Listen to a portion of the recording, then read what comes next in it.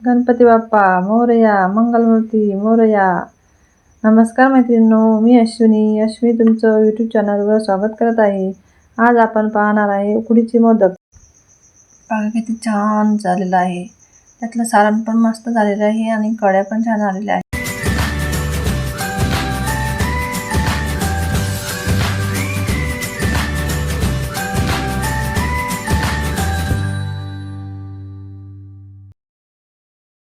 आता आपण साहित्य बघूया. हे तांदळाचे पीठ, हे मीठ, हे खसखस, विलायची पूड, हे साजूक तूप, ओल्या नारळाचा किस, हे गूळ आणि काजू बदामचे तुकडे.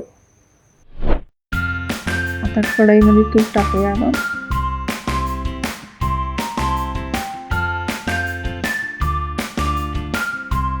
आता खसखस टाकूया. खसखस थोडी परतून घेऊया. आता ओल्या नारळाचा किस टाकूया. ढवळून घेऊया. तर पाणी सुकेपर्यंत आपण त्याला हलवत राहूया. पाणी सुकल्यानंतर आपण आता आपल्याला काजू बदामचे तुकडे टाकून आहे ते हलवून गेलं आहे.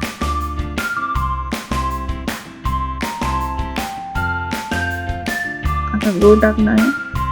आता ते हलवून घ्यायचं आहे. 3-4 मिनिटं हलवून घ्यायचं. आता विलायची पूड टाकायची. अजून थोडा हात द्यायचा. 3-4 मिनिटात त्याचा केलं तर ते थोडं निघणार होते. मग असं आपल्याला रसरशीत राहिलं पाहिजे आपलं सारण. आता थोडं जायफळ टाकत आहे. टाकायचं नसलं तर नाही टाकलं तर चालेल. आता आपण तांदळाचे पीठ हातून घेत आहोत. त्याला एक वाफ काढतो. काही अर्धा गिलास पाणी आणि अर्धा गिलास दूध. आपले 1 गिलास तांदळाचे पीठ आहे. त्याला अर्धा गिलास पाणी, अर्धा गिलास दूध, म्हणजे पूर्ण 1 गिलास झाकण ठेवूया आणि त्याला उकळी काढून घेऊया. आता थोडं मीठ टाकून घेऊया. झाकण ठेवून त्याला उकळी ठेवू. आता आपल्या पाण्याला उकळी आलेली आहे. आता तांदळाचे पीठ टाकूया आणि ते मिक्स करून घेऊया. आणि मिक्स झाल्यानंतर त्याला एक वाफ येऊ देऊया.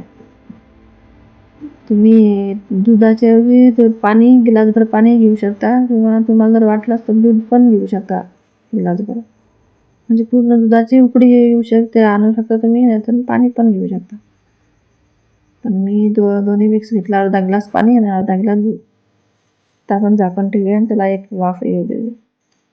गॅस लगेच बंद करायचा. आता आपलं हे सारण एका ताटामध्ये ओतून घेऊया आणि गरम गरमच याला मळून घेऊया.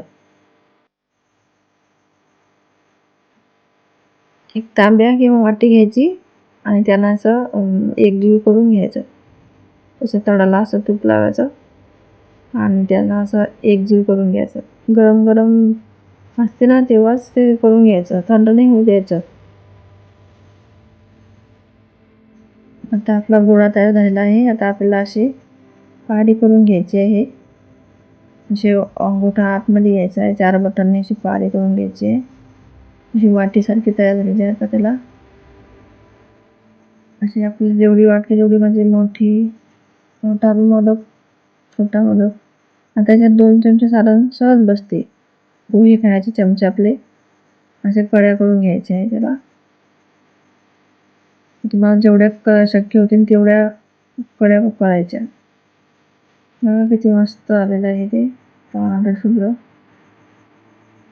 करून. आता त्याच्यामध्ये 2 चमच्यावरला सारण घ्यायचं आहे.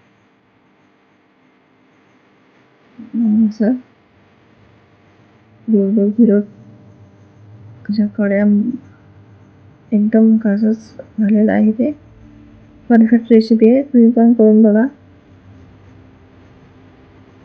खूप भारी मोदक झालेले आहे. आता आपले मोदक बनलेले आहे. आता आपण याला एक वाफ काढून घेणार आहोत. ही कढई ठेवलेली आहे.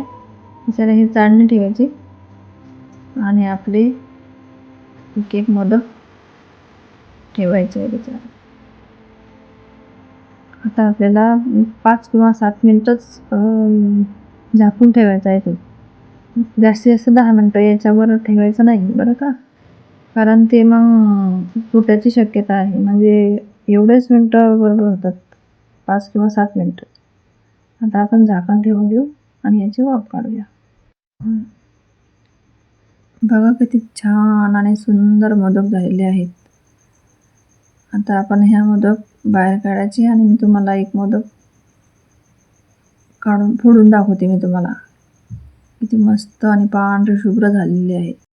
हे बघू शकता तुम्ही, किती मस्त कडे आलेले आहेत, पांढरे शुभ्र. तुम्ही पण असे मोदक जरूर बनवा. आताच आपल्या गणपती बाप्पाचे आगमन झालेले आहे, तर मी हे उकडीचे मोदक गणपती बाप्पासाठी बनवलेले आहे. तर तुम्ही पण बनवा आणि लाईक, शेअर आणि सबस्क्राईब करायला विसरू नका आणि नवीन नवीन व्हिडिओ पाहत राहा.